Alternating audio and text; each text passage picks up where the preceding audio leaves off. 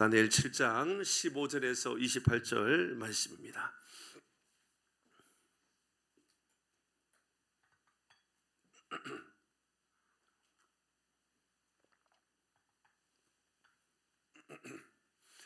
다니엘 7장 15절에서 28절 말씀입니다. 교독에서 읽겠습니다.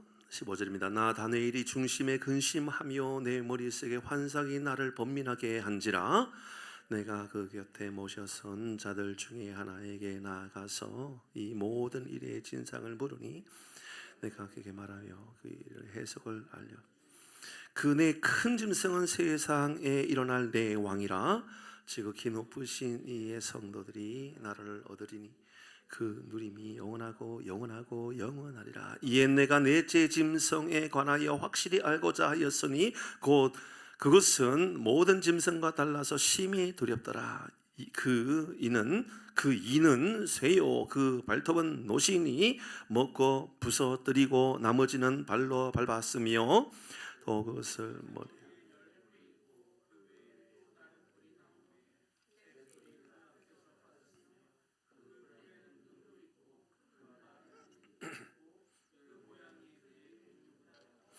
내가 본즉 이 불이 성도들과 더불어 싸워 그들에게 이겼더니 옛적부터 항상 계신 이가 와서 지극히 높으신 이의 성도들을 위하여 원한을 풀어주셨고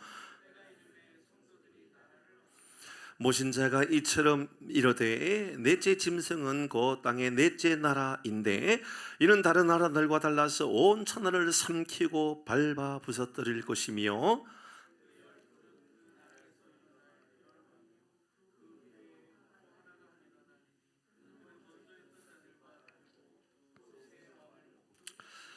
그가 장차 지극히 높으신 이를 말로 대적하며 또 지극히 높으신 이의 성도를 괴롭게 할 것이며 그가 또 때와 법을 고치고자 할 것이며 성도들은 그의 손에 붙인 바 되어 한 때와 두 때와 반 때를 지내리라. 그러나 심판이 시작되면 나라와 권세와 온 천하 나라들의 위세가 지극히 높으신 이 거룩한 백성에게 붙인 바 되리니 그의 나라는 영원한 나라이라. 모든 권세 있는 자들이 다 그를 섬기며 복종하리라. 같이 합니다. 이 말이 이에 그친지라. 나 다니엘은 중심에 번민하였으며 내 얼굴빛이 변하였으나 내가 이 일을 마음에 간직하였 아멘. 눈물도 기한이 있습니다. 눈물도 기한이 있습니다라는 제목으로 함께 말씀을 나누도록 하겠습니다. 오늘 우리가 찬양을 하면서 나에게 가장 안전한 것은 주님입니다. 내가 가장 안전한 곳이 주님입니다. 그러나 세상에 좀 안전한 것들이 많아요. 그렇지 않나요? 세상이 우리에게 알려주는 참 안전한 것들이 있지요. 뭐 주식이라고 하는 안전한 것도 있고, 운동이라고 하는 안전한 것도 있고, 뭐 병원이 세워지는 것, 뭐 하나님의 조금 더 큰 병원이 세워지는 것 때문에 하나님이 조금 더 좋은 도시가 되니 어쩌니, 안전한 도시가 되니 어쩌니. 이 서울 경기권에서 가장 안전한 도시 중에 하나가 또 하남이라고 하는 하남이요 굉장히 안전한 도시 중에 하나래요. 이건 제 이야기가 아니라 경찰이나 소방 공무원들, 소방서에서 일하는 소방 사들 이야기를 들어보면 정말 그런 얘기를 해요. 제가 이제 전에 사역할 때 교회 안에 이제 소방사나 혹은 이제 경찰들이 있는데 이런 이야기를 해봐요. 다른 지역과 하남 지역, 그러니까 특별히 경기도 지역에 있으면 하남에 가서 일하면 참 좋겠다는 생각을 가진대요. 왜냐하면 일단 하남 지역에 범죄가 별로 없대요. 그러니까 경찰이 일하기가 참 좋은 곳이래요. 소방사도 그렇대요.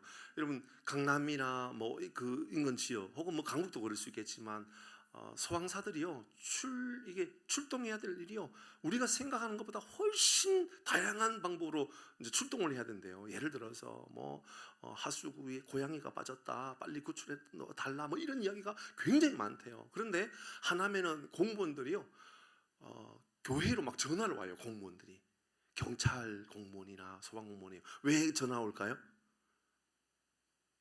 너무 자기네들 이렇게 출동할 일이 별로 없으니까 안전교육 이런 것 좀 가서 하게 해달라고. 그러니까 뭐라도 해야 된다라는 거예요. 그러니까는 안전교육하기 위해서 교회에 혹은 단체에 가가지고요 교육하러 다니는 것, 이것을 하나의 뭐 어떤 일정으로 잡아야 된다. 그렇지 않으면 출동하는 일이 많지 않죠. 생각해봐요. 제가 성남에 있을 때에 밤 늦은 시간에 경찰차나 혹은 뭐 소방차들 다녔던 그런 생각들을 해보고, 또 하남 지역에 살면서 다니는 것을 생각해 보면 정말 하남은 참 안전한 것 같아요. 별로 그렇게 아주 뭐 심각한 범죄 뭐 이런 이야기들 뭐 간혹은 있지만, 큰 사건들도 뭐 살인 뭐 이런 일이 있다 해도 전반적으로 참 안전하다 생각이 들어요. 운동도 그렇죠. 저는 오늘 아침에 제가 출근하기 전에 굉장히 아주 큰 위협에 빠질 뻔했었어요. 정말 큰 위협에 빠질 뻔했었어요. 뭐였을 것 같아요? 혹시 저희 아내는 알까요? 모를 것 같은데요. 네, 몰라요. 저희 아내도 모를 것 같아요. 왜냐하면 저희 아내가 출근하고 나서 이후에 저에게 이제 있었던 일이에요. 이제 출근하기 위해서 제가 이제 운동을 하기 위해서 철봉을 매달아놨단 말이에요. 집에 철봉. 문에, 우리 집에는 철봉이 3개나 있어요. 3개나 있어요. 여러분 뭐 아무도 놀랄 일은 아니죠, 그렇죠? 뭐 3개가 왜 필요하나 뭐 생각이 들겠죠.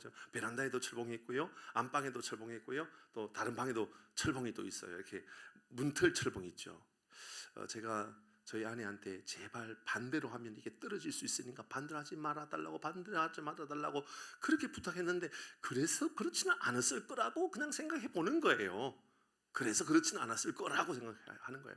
근데 요즘 제가 건강 때문에 면역력을 키우는 것은 운동을 해야 되는 거 아니에요. 운동을 하기 위해서 철봉을 잡고 열심히 당기고 열심히 이제 막 힘을 딱 주는데 툭 떨어져 버렸어요. 제가 오늘 무릎이 깨지는 줄 알았었어요. 한동안 앉아가지고 무릎을 만지면서, 야, 이게 안전하지 않는 이 운동기구, 절대로 이런 운동을 하면 안 되겠구나. 예, 운동을 해도요, 정말 안전하게 운동을 해야 된다, 그런 생각 아침에 좀 들었어요. 아침에 잘못하면 정말 오늘 병원에 누워 있을 수도 있었습니다. 양쪽 무릎이요, 얼마나 아팠는지 몰라요. 예, 아무도 뭐 놀라진 않죠. 저만 심각했던 거였죠, 그죠? 예, 오늘은 말씀을 통해서 우리 인생에 놓여져 있는 위기, 고난, 이게 영원한 것이 아니고 이게 어떻게 끝나게 될 것인가에 대한 말씀을 좀 나눌 겁니다. 다니엘 어떤 6장과 7장 사이에서 모든 결정이 끝난다, 이제 이야기를 좀 말씀드렸어요. 6장까지의 이야기는 다니엘이 아니라 다니엘이 다니엘이 예루살렘에서 포로로 끌려와서 바벨론에 머물면서 있었던 이야기들, 그게 이제 5장까지였다면 5장의 벨사살, 그러니까 느부갓네살 왕의 이 아들이었던, 뭐 정확하게 그 아들일까에 대한 의구심도 있긴 해요. 어쨌든 뭐 아들이라고 말하고 있으니까 아들이었던 벨사살이 정말 못된 짓을 했잖아요. 왜냐하면 아버지는 저 예루살렘 성에서 가지고 왔던 그 성전에 썼던 그릇들을 보물 창고에다가 잘 두었단 말이에요. 보물 창고에. 그런데 벨사살은 뭐 했냐면, 많은 사람들, 1000명이었죠. 많은 사람들을 모아놓고는 잔치를 베푸는데 그 잔치에 술그릇으로 사용한 거예요. 그리고 나서 그 자리에서 죽어버렸잖아요. 벨사살이 죽어버리고, 그 다음에 바로 멀지 않아서 바로 이 페르시아 바사국에 있는 이 페르시아가 점령해가지고 나라를 통치하는 이야기들, 그 다음에 이야기들, 뭐 그런 이야기가 6장까지 이야기인데, 그 다음에 7장부터 이야기는 다시 벨사살 이야기로 다시 돌아간단 말이에요. 7장 이야기는. 그러니까는 과거로 다시 돌아가면서 다니엘은 어떻게 환상을 보았는가, 그러니까 느부갓네살 왕이 어떻게 환상을 보았는가, 벨사살이 어떻게 환상을 보았는가가 아니라 그 사건을 이 해석해 주었던 다니엘, 그것을 꿈을 설명해 주었던 다니엘도 하나님께서 꿈을 주셨는데 그 꿈에 대해서 이렇게 이야기했던 거죠.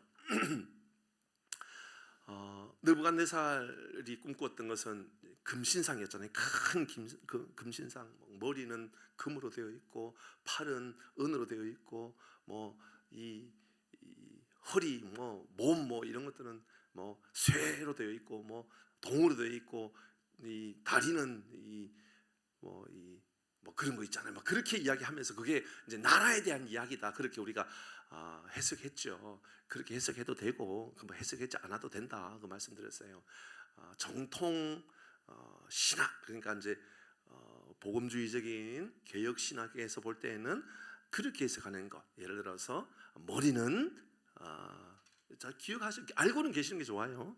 그러니까 머리라고 하는 금으로 되어 있는 그 머리에 들어가는 것은 이 바벨론이라고 하는 나라를 의미한다라고 일반적으로 해석하고, 그다음에 은으로 들어가는 그 나라는 아마도 이 은의 나라는 아마 페르시아에 들어가고, 그 다음에 동으로 들어가는 나라는 그 옆에 헬라라고 하는 그리스에 들어가고, 바로 다리, 흙 여기에 들어가는 그것은 쇠로 들어가는 것은 저 로마에 들어간다. 그런 해석은 충분히 가능하다. 그러나 고집 피울 필요는 없습니다. 왜냐하면 오늘날 이 시대에도 그러한 문화나 그런 위협들은요 강하게 나타날 수 있기 때문에 그렇습니다. 그리고 바벨론에 머물면서 이 네 번째 왕까지도 인정받았던 다니엘, 그가 꿈꾸었던 환상을 보았던 그 환상은 굉장히 유사한데 짐승으로 표현했단 말이에요. 그러니까 제일 먼저 나타났던 짐승이 뭐였죠? 독수리의 날개를 가진, 저만 성경을 읽었나요? 독수리의 날개를 가진 사자. 독수리의 날개를 가진 사자. 6장에 처음에 이 다니엘이 꿈꾸었던 게 그거였잖아요. 독수리의 날개를 가진 사자. 그게 어느 나라? 바벨론을 의미하는 것 같다. 두 번째 나라가 나타났었어요. 그게 뭐였죠? 고음이었잖아요. 고음은 페르시아에 들어갈 것 같다. 세 번째 등장하는 표범이 나타났었어요. 표범이 나타났는데 그 표범은 이게 날개가 넷이었고, 그죠? 그런 게 날렵하고 빠르고 아주 이 흉악스럽고, 어느 나라에 들어간다? 알렉산드 어느 나라였죠? 그리스, 헬라 쪽에 들어가는 그런 나라에 대한 설명들로 일반적으로 해석하는 게 무리는 아니고 그렇게 볼 수 있다, 이렇게 설명을 드렸어요. 그리고 넷째 나라가 다니엘이 환상을 봤는데 넷째 짐승을 알 수가 없었던 거예요. 오늘 본문에도 나와요. 너무 궁금한 거예요. 아니, 첫째 그래요, 사자, 둘째 곰, 셋째 표범은 알겠단 말이에요. 그런데 넷째 나라가 뭔지를 모르겠는 거예요.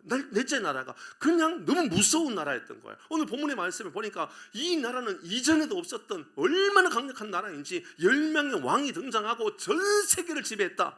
그러니까 그 나라를 로마로 보는 거예요, 일반적으로. 그리고 그 로마의 통치는 어디까지 왔느냐? 예수님 시대까지 왔다라고 이야기를 해요. 그리고 당시에 모든 길은 다 로마로 통한다라고 하는 이야기까지도 우리는 설명을 했단 말이에요. 그러니까 세계 정복의 완성까지 이룬 것처럼 보여졌던 이제 로마. 이제 오늘 본문의 내용이 바로 앞까지가 이런 내용이었단 말이에요. 그러나 다시 말씀드리지만 이게 바벨론이냐 페르시아냐 헬라냐 로마냐 정확하게 이렇다 저렇다라고 해석할 필요는 없다. 그러나 일반적으로 그렇게 해석하지만, 그러나 전통신학에서, 개혁주의적인 전통신학에서는 그렇게 설명하는 것은 좀 무리다. 이건 왜냐하면 이것은 우리가 지나치게 이 시대로 설명하는 것은 조금 무리다. 근데 성경을 보면 또 그럴 수도 있을 것 같다라고는 보여진단 말이에요. 그래서 이게 문제 있다 아니다가 아니라, 이것은 오늘날 이 시대에도 여러분, 우리 믿음의 사람들을 공격해오고 믿음을 점점 어렵게 하고 힘들게 하는 그 세력은 꼭 무엇을 닮았느냐?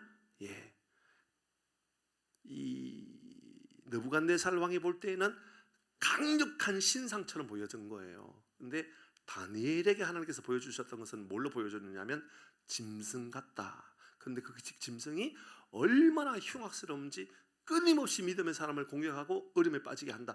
그 내용이란 말이죠. 17절 말씀 같이 읽어봅니다. 오늘 본문 17절.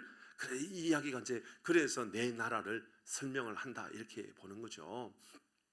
같이 봅니다. 시작. 그 내 큰 짐승은 세상에 일어날 내 왕이라. 세상에 일어날 내 왕에 대한 이야기에 대한 이야기로 보았단 말입니다. 말씀을 준비하고 묵상하면서요, 제 마음 안에 참 근심이 있었습니다. 뭐냐 하면 이 이제 네 나라의 공격, 바벨론이 얼마나 흉악스러웠는지, 페르시아가 얼마나 흉악스러웠는지, 이 헬라, 이 그리스의 그 정복이 얼마나 흉악스러운지, 뭐 영화로도요 사실은 이 페르시아와 이 헬라의 전쟁, 이 그리스의 전쟁은요 꽤 많이 등장한다고 그랬어요. 뭐 제가 잘 알고 있는 영화는 그 아마 집사님들 중에는 누가 보셨을까요? 아마 나윤호 집사님 영화 300 보셨죠? 300 영화가요 바로 페르시아와 그리스의 전쟁이야. 그 이야기예요. 그러니까 뭐냐면 300 용사의 이 그리스와 수만 명, 막 수십만 명의 페르시아하고 전쟁했는데 300명이 뒤지지 않아요. 그게 바로 이 엄청난 헬라의 이 능력이다.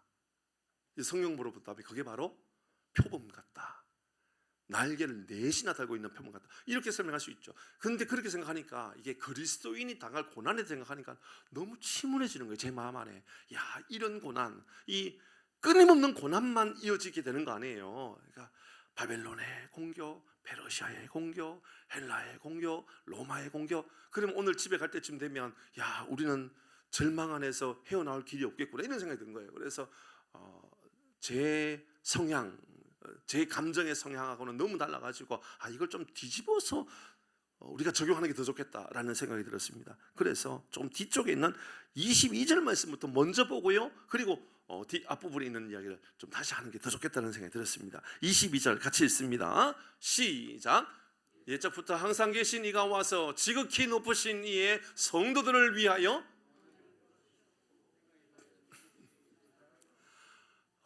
지극히 높으신 이의 성도들이 와서 원한을 풀어주셨고, 그러면서 옛적부터 항상 계신 이가 와서 라고 이야기했는데, 옛적부터 항상 계신 이라고 이야기했던 이야기가 어제의 말씀에는 누구라고 설명했죠?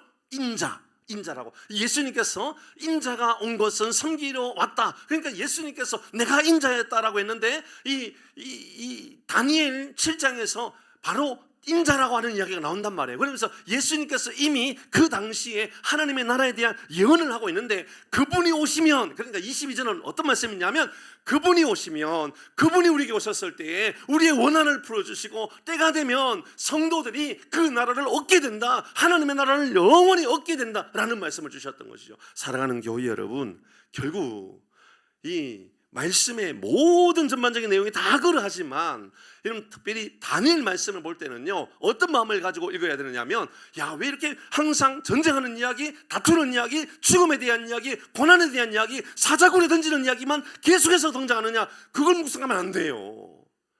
여러분 다니엘이 묵상해야 되는 건 뭐냐면 이기게 하시는 하나님을 묵상하고 살아가기를 바랍니다.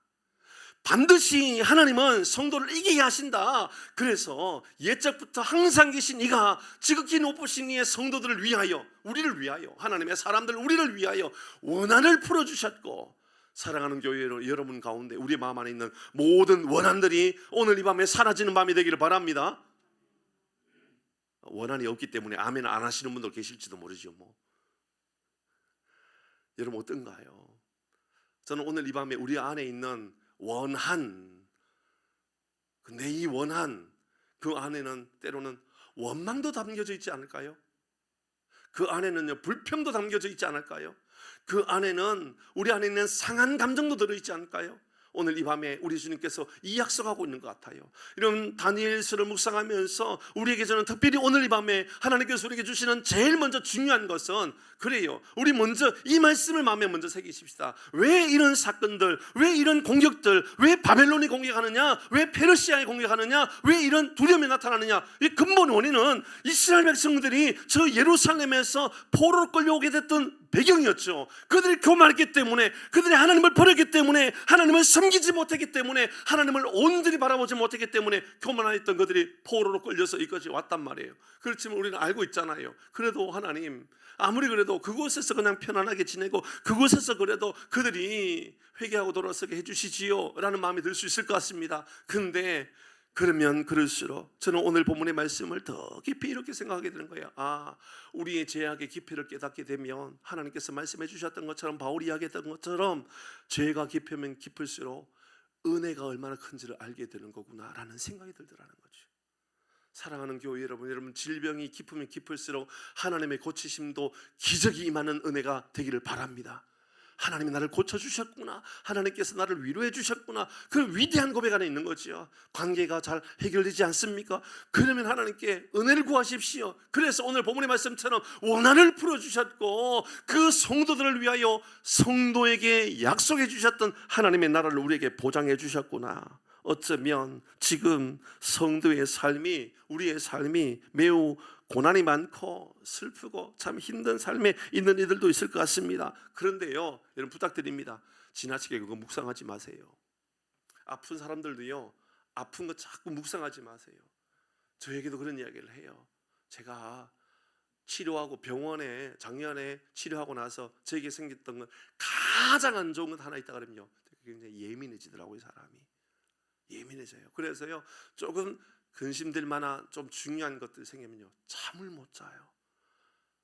제 평생에 잠을 못 잤던 일이 별로 없었거든요. 그런데요, 올해나 작년에나 생각해 보면 어떤 중요한 일이 탁 생기잖아요. 그날 잠 못 자요. 또 중요한 어떤 일들을 해야 돼요. 잠을 못 자요. 또 어떨 때는요, 벌써 올해 들어서 주일날 밤새 잠 못 자고 주일날 설교했던 게 몇 번 있었어요. 그런데요, 생각해 보면 그래요. 그 전날 밤늦은 시간까지 묵상하면서, 이야, 오늘 본문의 말씀은 하늘에 불이 떨어질 만큼 감동스러운 말씀이겠구나.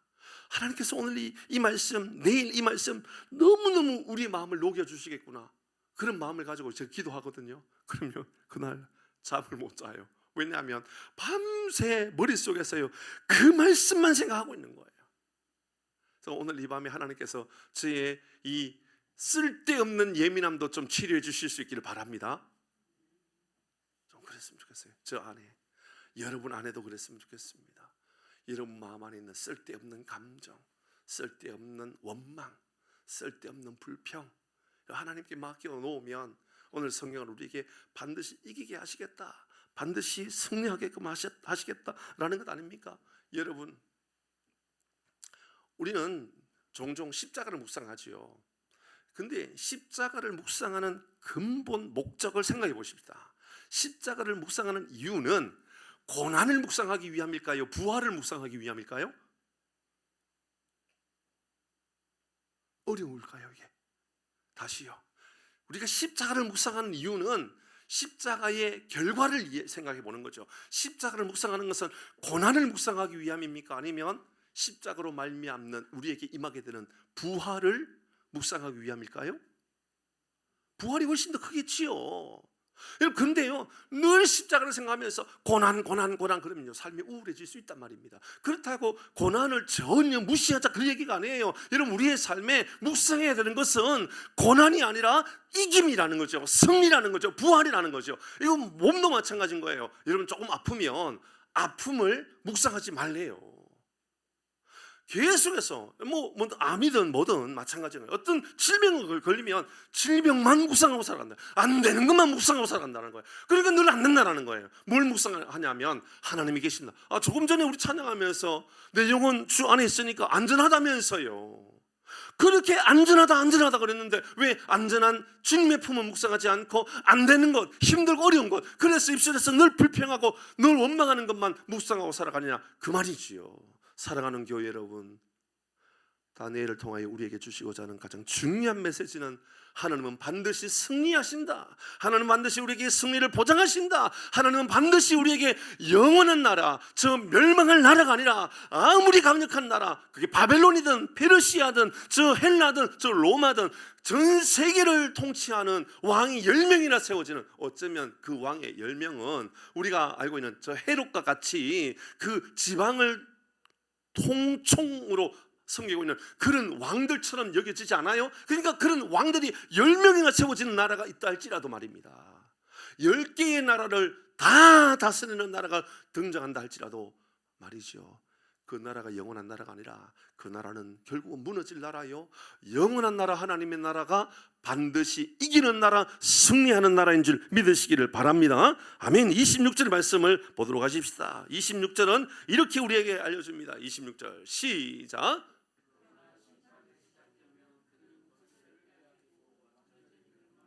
이런 걸 묵상해야 된다는 거예요. 하나님의 심판이 일어나게 되면, 예수님의 마지막 날 심판, 요한계시록의 마지막 심판이 이르게 되면 세상의 모든 권세는 다 뺏기고요, 완전히 멸망하게 될 거라고요.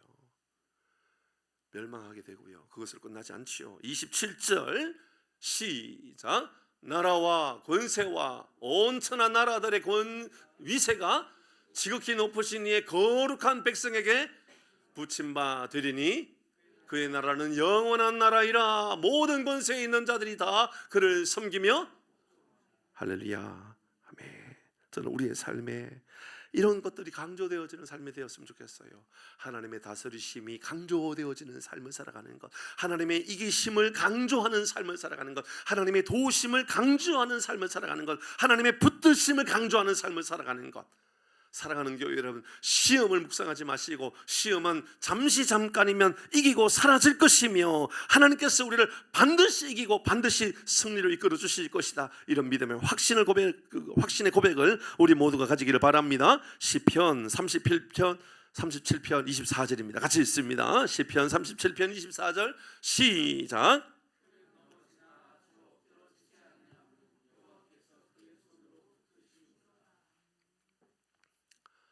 다윗이 이렇게 고백한 거예요. 다윗 본인도 넘어졌다 그 말입니다. 나도 넘어지더라, 나도 힘들더라. 힘들 때가 있죠, 그렇죠? 힘들 때가 있죠. 여러분 그렇지 않습니까? 저도 그래요. 저도 힘들 때가 있는 것 같아요. 속상하고 막 그래요. 최근에 저를 속상하게 하는 게 있는데요, 노예의 일이에요. 노예의 일.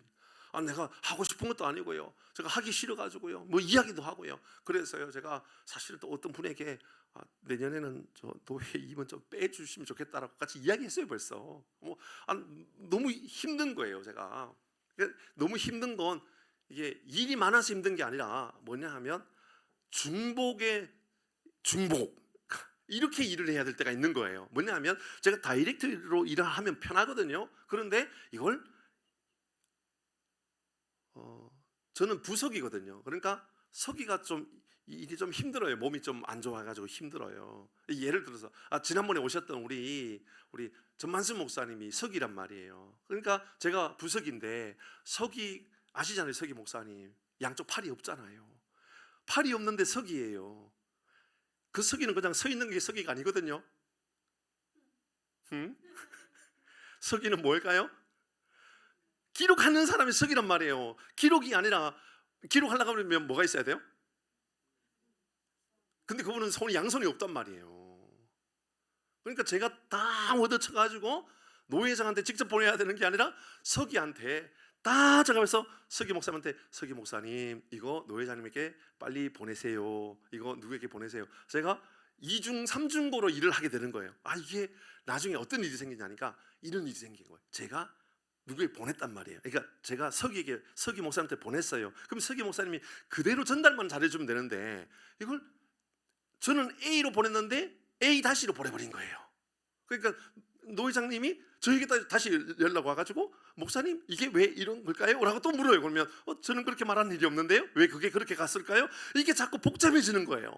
그러니까는 노 회장님은 서기가 자꾸 속상해지고, 그러니까 노 회장님은 저한테 자꾸 일을 좀 해달라고 이야기하고 있고, 근데 일은 서기 목사님이 해야 되고. 그러니까 제가 서기 목사님한테 그랬어요. 어제 전화를 했어요.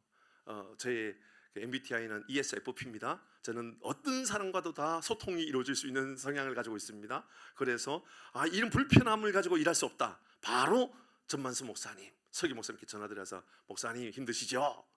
웃더라고요. 그러니까 목사님 우리 이만큼 힘들 건 아직까지 아무것도 아닌 것 아시죠? 앞으로도 훨씬 더 어려워질 거니까 기대 열심히 하세요, 목사님. 그리고 웃으시더라고요. 그러면서 목사님 훨씬 더 어려워질 거 감안하고 그냥 우리 일을 하십시다. 그러면 앞으로 전혀 뭐 불평할 일도 생기지 않을 것 같습니다, 목사님.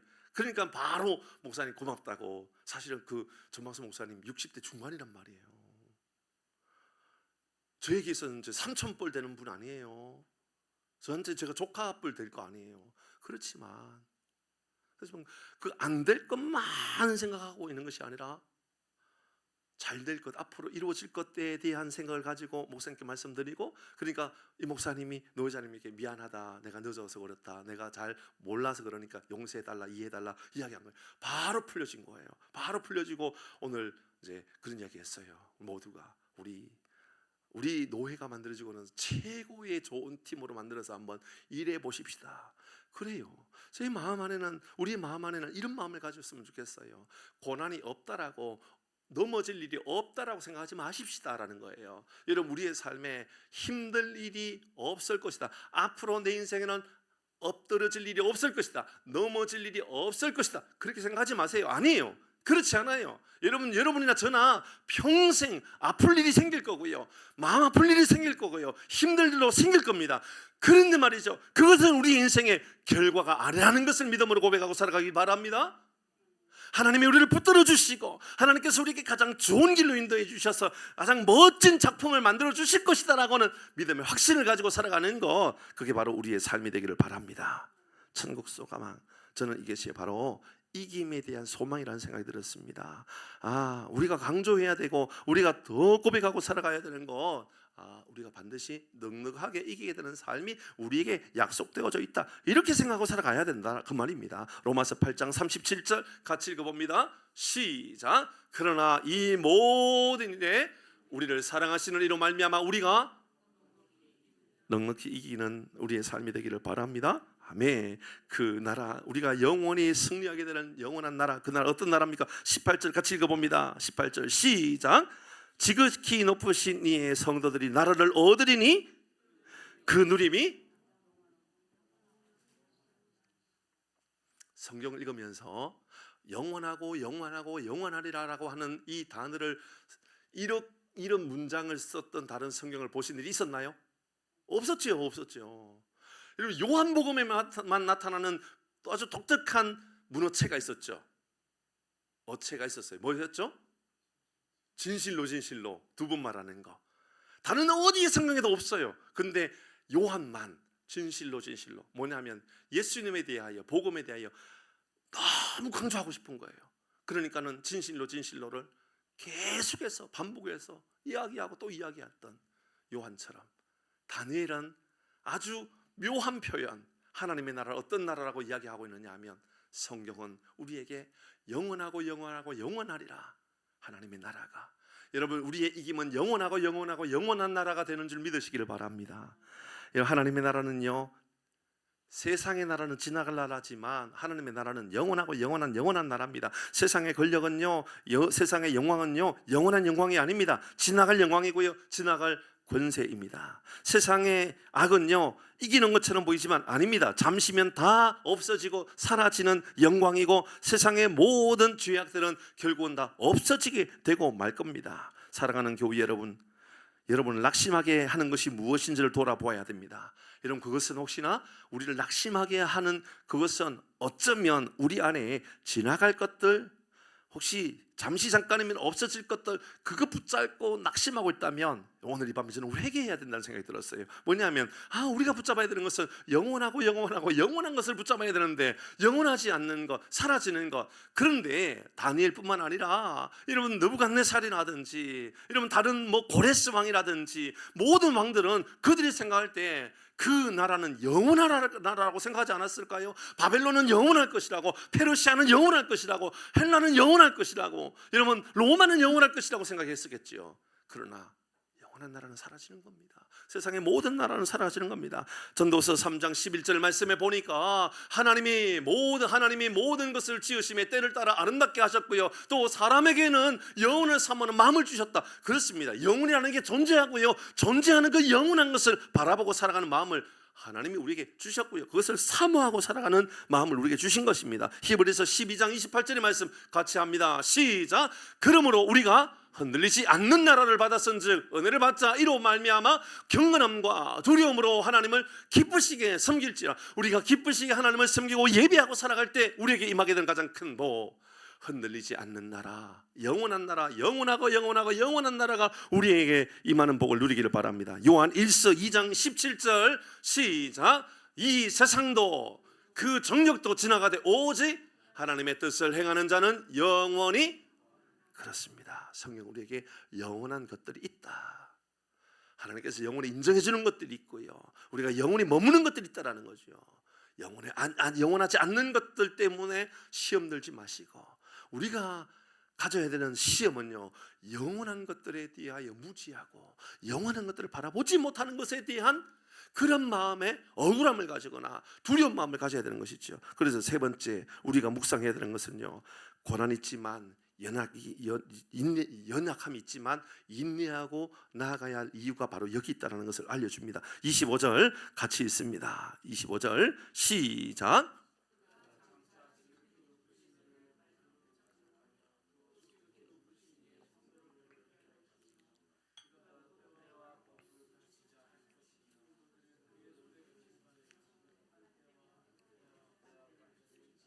두 가지만 생각하고 마칠까요? 여러분, 먼저 성경의 말씀을 보니까 이렇게 말합니다. 지극히 높으신 이의 성도들, 하나님의 백성들, 하나님의 사람들을 지극히 높으신 이의 성도들이라고 말하고 있는데 괴롭게 할 것이라고 이야기합니다. 우리는 괴롭힘을 당할 겁니다. 시험이 있을 것입니다. 세월이 가면 갈수록, 세상에 살기 좋으면 좋을수록, 아니 세상이 살기 좋든 나쁘든 어쨌든 우리의 세상은 끊임없이 믿음의 사람들을 시험하고 핍박하고 대적하고 괴롭히고 그런 삶이 우리에게 있을 것입니다. 여러분, 15절 말씀을 볼까요? 15절 말씀, 나 다니엘이 중심에 근심하며. 자, 다니엘이 근심했습니다. 15절 말씀에 보니까 다니엘이 근심했어요. 왜 근심했죠? 환상을 보고 근심한 거예요. 환상을 보고 근심했어요. 내 머릿속에 환상이 나를 번민하겠다, 환상 때문에 번민했단 말이에요. 진성을 보고 번민한 거예요. 잘 생각하셔야 돼요. 다니엘이 뭐 했다고요? 지금 근심하며 번민했다. 오늘 본문의 마지막 부분 28절에도 말씀을 볼까요? 28절의 말씀 시작. 그 말이 그에게 그친지라 나 다니엘은 중심에 뭐 했다고요? 번민했다. 근심하고 번민했다. 그러면 한번 생각해 보십시다. 여러분, 이 번민 근심과 우리가 보았던 저 느부갓네살 왕이라든지 벨사살 왕이라든지 고레스 왕이라든지 이런 왕들이 가지고 있었던 번민과 다니엘의 번민은 같은 번민으로 보입니까? 다른 번민으로 보입니까? 완전 다른 번민이죠. 저는 이 번민이 우리에게도 필요하다, 그런 말씀입니다. 여러분, 열방의 제국의 왕으로 섬겼던 그들의 번민은요, 내가 죽을까봐 두려워했던 번민인 거지요. 그러나 다니엘이 가지고 있던 번민은 그런 번민이 아니라 타인을 향한 번민이죠. 민족을 향한 번민. 여러분, 백성들을 향한 번민 아닐까요? 그러니까 내가 아파, 내가 이 죽음에 이르게 될 것인데 내가 이거 어떻게 피할지라고 하는, 내가 왜 이런 고난의 이 재앙들이 내게 있을까라고 하는 이런 번민이 가득했던 왕들이었다면 다니엘의 번민은 그게 아니라, 그럼에도 불구하고 우리 백성들이 당할 고난, 어려움들, 이 말씀을 그대로 우리 말씀의 삶으로 적용한다 그러면 하나님 우리를 승리하게 하시고 이기게 하시는데, 근데 우리 안에 놓치고 살아가는 것들이 있다라는 거죠. 뭐냐면 내 가까이에 있는 믿음의 사람들, 믿음으로 살지 못하고 있는 그들을 바라보면서 근면하며 번민하면서 근심하고 있는가를 우리에게 묻는 것처럼 보이지 않습니까? 사랑하는 교회 여러분, 우리 안에 있는 죄악이 보여질 때 근심하게 되는 것이 복인 줄 믿으시길 바랍니다. 그래야 돼요. 내가 연약한 죄인이구나, 내가 악한 죄인이구나, 저는요 그게 죄인으로 보여지고 내가 연약한 사람으로 보여지고 내가 나쁜 사람으로 보여지고 그래야 하나님 앞에 회개할 길이 열려지지 않습니까? 다니엘은 지금 그 번민 안에 거하여 있던 사람이라는 것이지요. 근데 다른 사람들은 나 죽을까 봐, 내 모든 권력을 다 빼앗길까 봐, 만약에 그들은 회개하고 하나님께 돌아섰다면, 그리고 회개하고 돌아설 수 있는 기회가 있었어요, 없었어요? 계속해서 있었잖아요. 모든 왕들이요, 여러분 뭐라 그래요? 이 느부갓네살 왕도요, 다니엘을 보면서 너의 하나님이 얼마나 위대한 하나님인지, 이제 모든 백성들은 바로 너의 하나님이 바로 하나님, 온전한 하나님인 줄 알게끔 다 공포하게끔 했지 않았나요? 예, 그렇단 말입니다. 그럼에도 불구하고 회개하지 않고 돌아서지 않았던 그 모습을 보면서 우리의 본민은, 우리의 하나님 앞에 우리의 그 회개함은 어디에 있는가를 돌아보게 하는 말씀인 것이지요. 25절 말씀입니다. 또 지극히 높으신 이의 성도들을 괴롭게 할 것이며, 이것을 보면서 다니엘은 어쩌면 본밀하고 근심하고 마음에 두려워했고 그랬던 사람이란 말입니다. 그런데 25절 뒷부분에 보면 성도들은 그의 손에 붙인 바 되어 한 때가 지나고 두 때가 지나고 반 때가 지나고 그래서 이것은 뭐 3.5때다 이야기를 해요.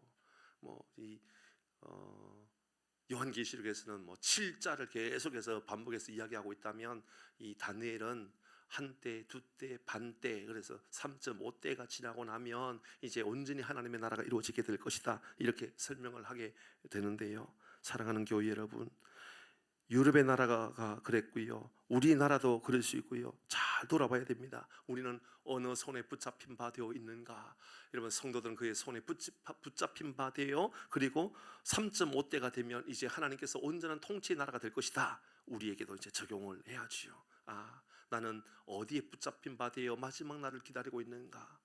여러분, 유럽도 한때는요, 그래도 많은 나라들이 하나님의 손에 붙잡힌 바 되었던 나라들 아닙니까? 지금은 완벽하게 인본주의에 붙잡힌 바 되었고 우상 숭배에 붙잡힌 바 되어서 이 나라가 막 이제는 문화 축제를 하면 전에도 영화제 막 이런 거 영화제를 하는데, 그곳에서 우리나라의 한국의 K 문화라는 이름을 가지고 굿을 하는 게 무당이 굿하는 거, 이런 걸 막 보여주는 그런 시대가 되었단 말입니다. 올림픽을 하면, 프랑스에서 올림픽 할 때 바알 신을 뒤에다가 세워놓고 그것을 우상 숭배하는 그런 시대가 되었단 말입니다. 전에는 하나님의 손에 붙잡힌 바 되었다가 이제는 그들이 하나님의 손에 붙잡힌 바 되는 것이 아니라 우상에 붙잡힌 바 된 모습들을 보게 되죠. 우리도 돌아봐야 되는 거예요. 우리도 하나님의 손에 붙잡힌 바 되어 있는 사람인지. 여러분, 하나님의 손에 붙잡힌 바 되었다면 고난이 임하였다 할지라도 한 때, 두 때가 지나고 반 때가 지나고 나면 하나님께서 우리를 위로하시고 영원한 나라로 우리를 인도해 주시는 이 믿음의 고백이 우리 가운데 임하기를 주의 이름으로 축복합니다. 아멘. 우리 함께